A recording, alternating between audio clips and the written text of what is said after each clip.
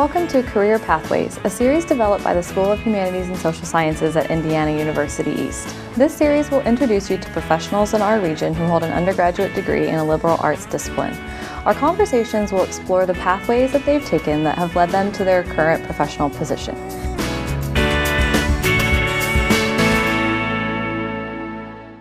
Welcome to this edition of Career Pathways. I'm Cheryl LaForge, Assistant Professor of Political Science here at Indiana University East. Today I am joined with Sue King and Danny Shaver. Thank you so much for taking the time to be with me today. Glad to.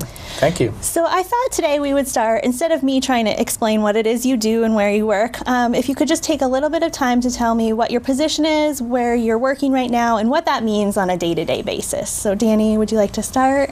Okay, sure. My name's Danny Shaver, Centerville Public Library. I cover all of the marketing and publicity that the library does. So my official title is Public Relations Specialist, and part of that involves doing shows like this, creating flyers, designing the monthly newsletter, working on the website, doing the social media pages, making sure those are up to date.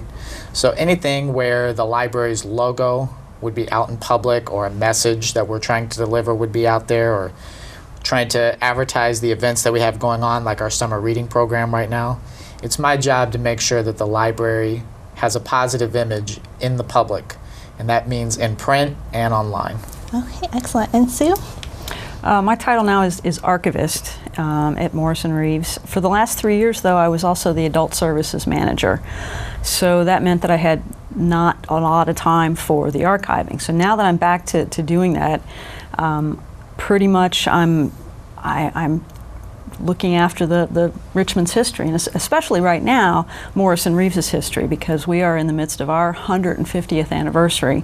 The original Morrison Library opened in July of 1864, and we're having a huge birthday bash. Not to get that plug in there immediately, sorry, but yeah. So that's what we're all about right now, is celebrating our history. But I will be in charge of research, digitizing materials, preserving materials, getting things on the website, those sorts of things. Excellent. So we have a library connection today, but not in the typical librarian that we often think of. So a little bit of a different career available in the library. So today we're going to be talking about the pathway that got you to where you are today. And I thought we would go all the way back to kind of the beginning. I understand you both have not the most direct route, but we'll start with your time as an undergraduate. So what was your major in college, majors, if you had them, and why did you end up choosing to major in that area? So go ahead, Sue, you can start with that one. Well, when I first went to college, my major was environmental studies. So, of course, this was 1980, and it was not the thing it is now. So it wasn't cool to be a tree hugger then. Environmental studies, but then also, because I've just always had a love of history, I had a minor in history, but then I just kept taking classes so much it wound up being a second major. So pretty much that was my undergrad, was environmental studies and history. Okay, and how about you, Danny? What did you major in as an undergrad? I majored in English, and at DePaul University, where I went, there were 2 English majors. There was a lit major and a writing major.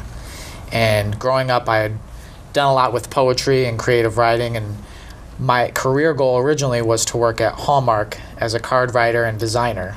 So I wanted to go into the creative writing aspect, and I thought about doing a studio art major at DePaul, and they had a few classes, but they really weren't geared towards the graphic design. There was one class, but it wasn't enough for a major, so I thought the writing major gives me enough experience to go into that field, but then if something else happens, I have enough background to do something else with that major also. Okay, so we had a greeting card designer. What did you think you were going to do after graduation? I wanted to be a forest ranger. Okay.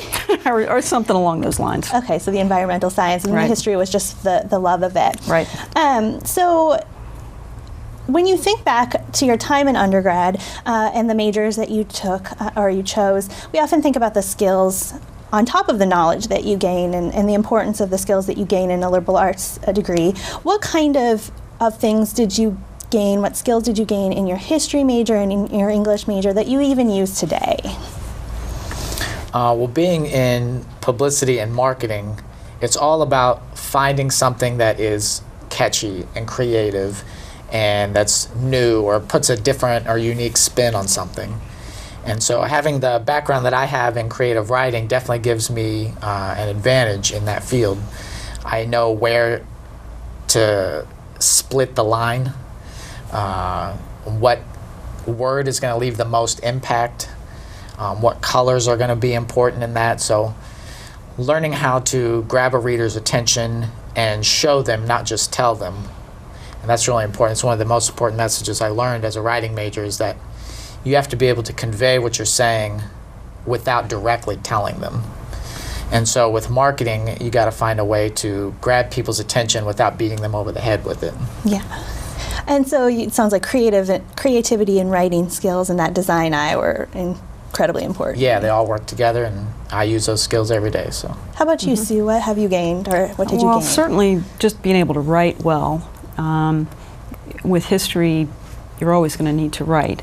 The other thing is just critical thinking, thinking through an issue or a problem, looking at it from a lot of different angles and coming up with a good opinion yourself, or yet then using the writing and passing that information on to other people. Yeah, so you've hit on several of the ones that we talk about as important transferable skills from a liberal arts degree. We also often talk about problem-solving skills. Do you find that you gain that in your undergrad degree, and if so, do you still use those today? Yeah, absolutely. Definitely.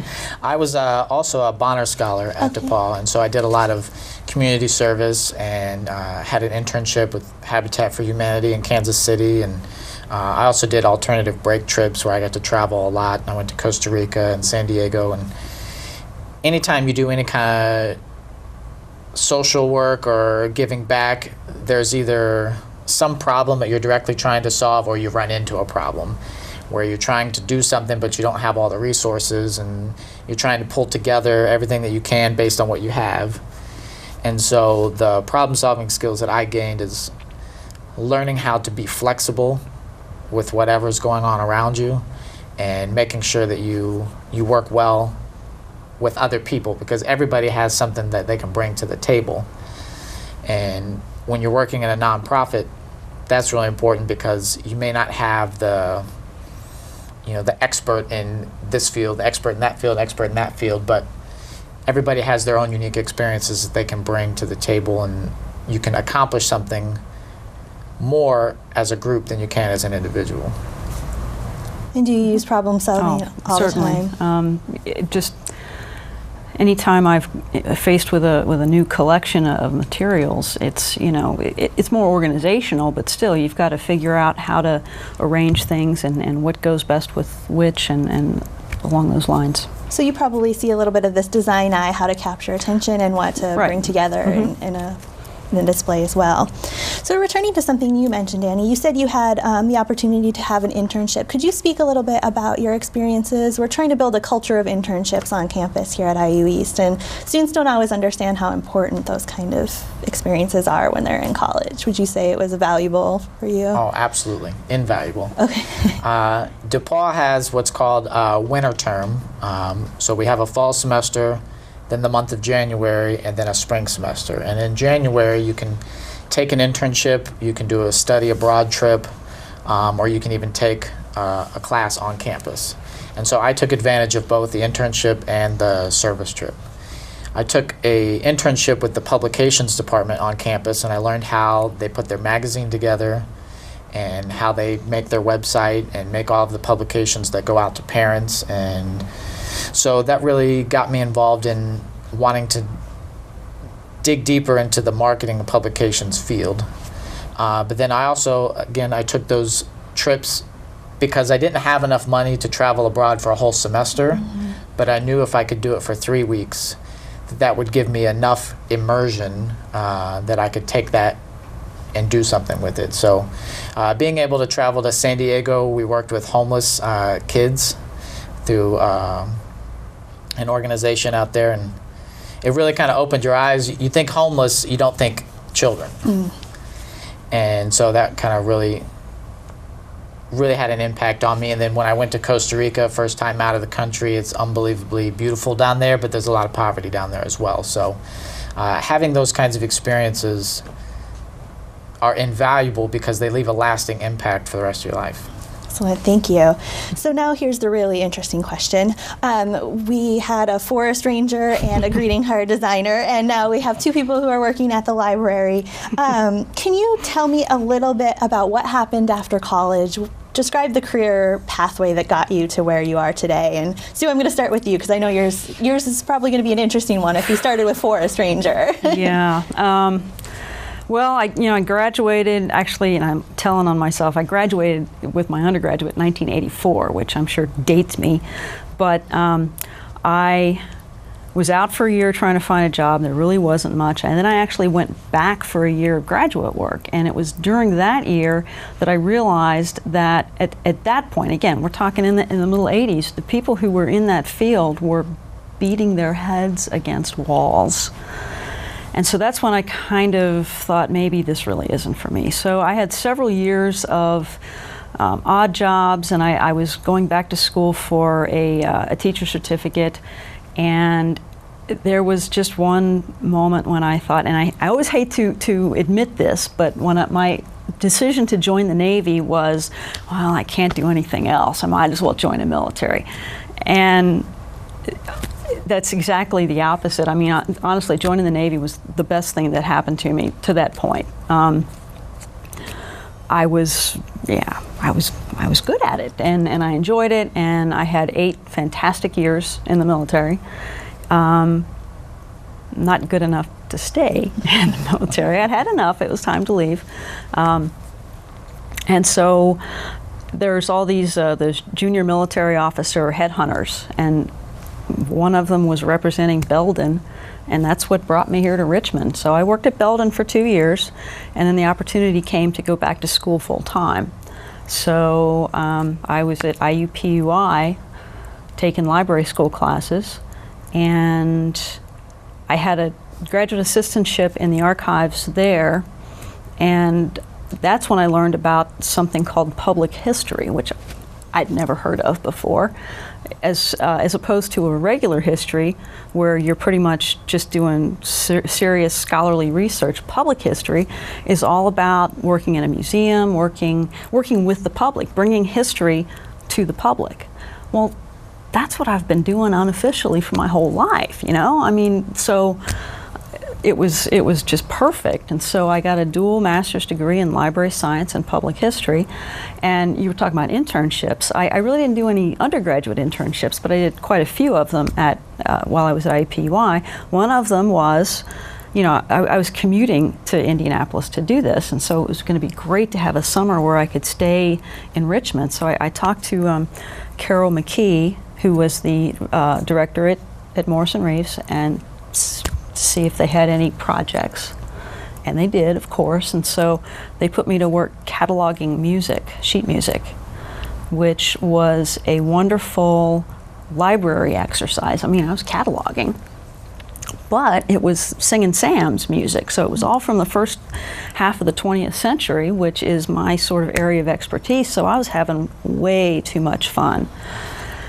But, in 6 weeks, I didn't get very far through that 4,000 pieces of music, and they asked me to stay, and I never left. So, excellent. And how about that's quite the journey. And yes. It's important for students to know that it might not always be that first thing you do or what you think you're going to do when you're an 18 or 20-year-old does not necessarily mean that that's what you're going to be doing when you're 30 or 40 or beyond, right? Very much so. And how about you, Danny? What got you from greeting card designer to PR specialist here in Centerville? Well, I was a Bonner Scholar, and I was philanthropy chairman at my fraternity. So during the 4 years I was at school, working directly with nonprofits kind of really became a passion of mine. And I really wanted to do something to make a difference. And so as graduation started to get closer, I thought, well, maybe I can apply to do Teach for America, which is a 2-year teaching program in inner cities. So I applied for that, and I wound up not getting it. So I thought, okay, well, something along the lines of the Peace Corps, where I could go abroad for 2 years because I really enjoyed my traveling experiences, and I thought, that'll be just a life-changing experience, and from that I can build on that in so many ways. And I was about 90% through my Peace Corps application. I thought, you know what? There is AmeriCorps, and it's only a year long, and so maybe I'll do Peace Corps later. I'll do AmeriCorps now, where I can stay in the U.S. and then decide to do Peace Corps later if I want to. And so I wound up doing a literacy position in Palm Beach County, Florida, right after college. And so I got directly involved in working with literacy programs, schools, libraries, and it had already been there deep down, but then it became something that was a new passion of mine, was making sure that kids get access to resources that they need to help them not only know how to read, but to love reading and to enjoy it. And that program, I would have stayed with it, but it's only an 11-month program, so I graduated from the program. I had a fiance at the time, and I went to go move in with her. And getting a new job there, I got the Hallmark retail store that was in the mall there. And because it was a corporate store, I thought, well, that'd be great. I can get my foot in the door, learn about the market that comes in and what kind of materials they get in and what sells and what doesn't sell. And then I had my beautiful baby daughter. Her name is Kaya.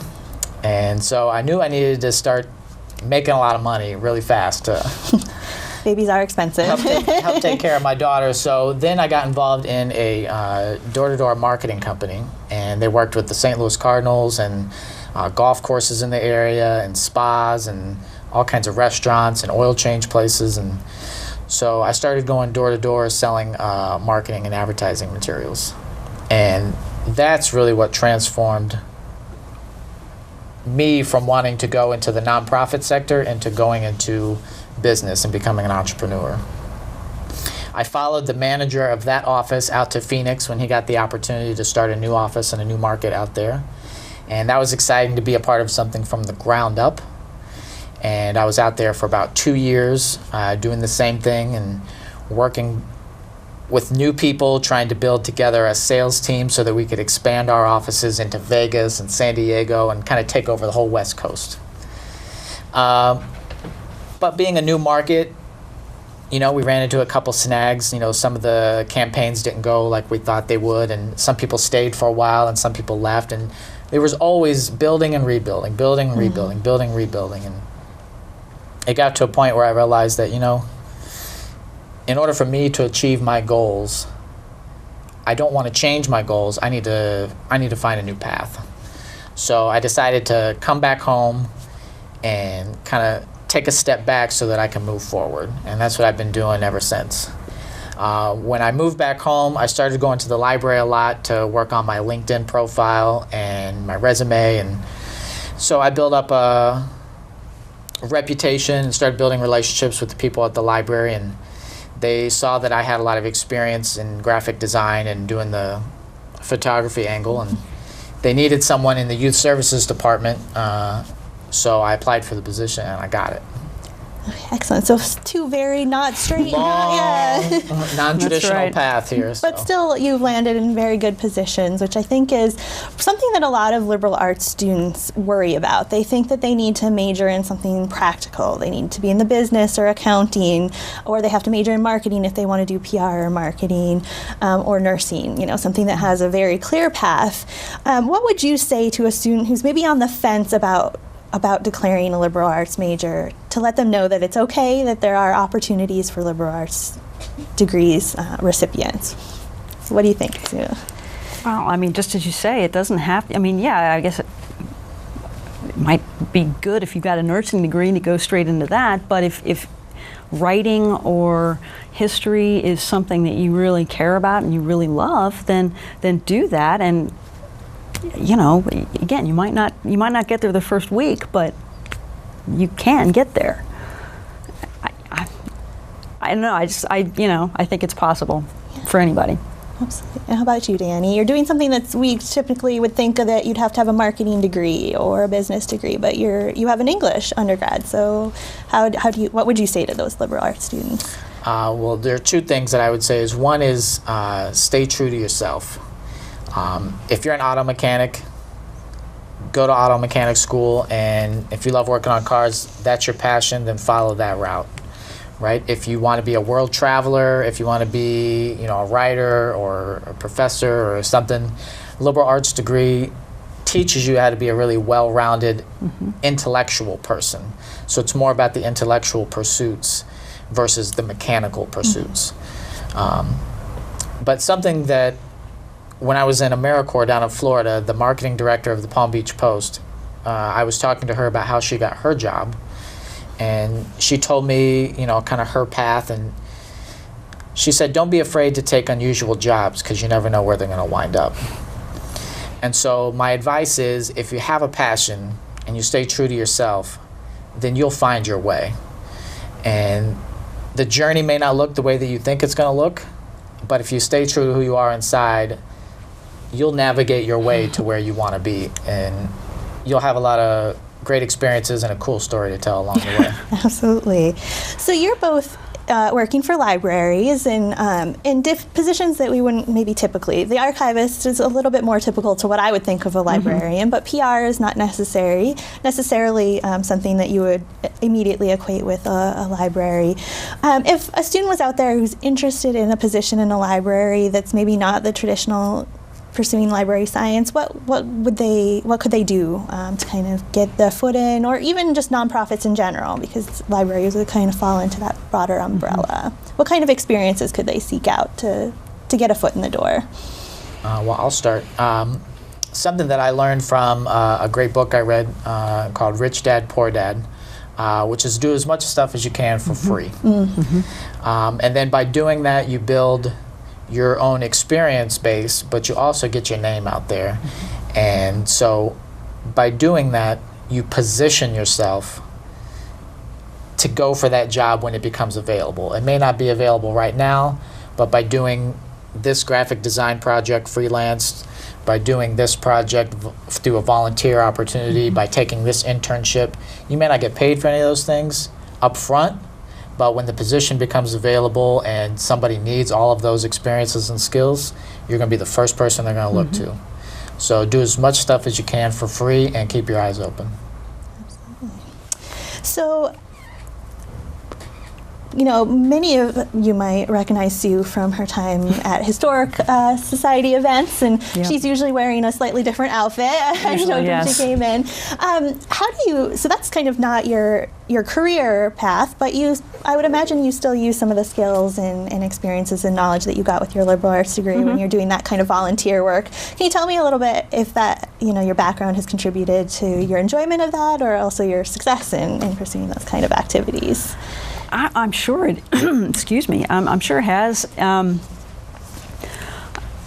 think it's, part of it's that critical thinking that I mentioned before, being able to look at, say, a newspaper article from, the 1860s and translating that into something that modern people can relate to, or better yet, kids, what they can relate to. The costumes do kind of help, and honestly, that I swore for many, many years that I would never dress up like that. And when I first did the first Tales from the Departed, that's what I've been doing since the start. And I thought, I ought to take one of these parts. Well, I had so much fun that I've been doing it ever since. And but yes, being able to take a lot of different information and shove it all in your head, and then be able to deliver it to people and play off of questions that they ask, certainly is a result of just being able to read a lot and process a lot of information. And be able to communicate really well. I hope so, yeah. And I would imagine also just, the communication, the ability to see a little bit of everything, because a lot of times liberal arts degrees require you to take those really broad-based experiences, and so you can bring together a lot of experiences. I'm all for, you know, having a broad base of stuff, and it's great for Trivial Pursuit too. I got all the bases covered on that you know between everything. Yeah. Excellent. So we're nearing the end of our time today, and I just wanted to finish with one question. You can answer, I guess I'll give you two options. One is if there's anything that you would, any advice that you would give to a student who's pursuing a liberal arts degree, or what it is that you like about working with other people that have liberal arts degrees, because I imagine that you are interacting with those people on a pretty day-to-day basis, and I think either one of those is open to you. So Danny, why don't you go first? What would you say? Okay. Again, I would echo back to what I said previously about staying true to yourself, but also being open to new ideas and new experiences. That's something that the liberal arts background taught me, is to really kind of deconstruct everything that I thought was true, and then from your center, then rebuild what you want out of life. And so if you want a broad base of lots of knowledge, you want to follow the intellectual path, you want to be able to work with people and maybe have a lot of travel experiences, then the liberal arts path is a fantastic path to go down. But again, it's about staying true to what you really want out of life and to who you are as a person. And what would you say, Sue? Well, I would agree. You know, as you said, do something that you're interested in, something that you like. As far as being with other people with liberal arts degrees, it's great because they know a lot too, and you can have great conversations with people like that. It's, you know, and you're always going to learn something new, always, and you need to be open to learning new stuff, and it happens every day, especially on the reference desk. Yeah, and I think the love of learning is an important thing that we Absolutely. get out of liberal arts too. Most definitely. All right, excellent. Well, thank you so much for taking time out of your busy schedule to join us today. Glad to. And thank thank you you. so much for watching. Please join us again for our next episode of Career Pathways.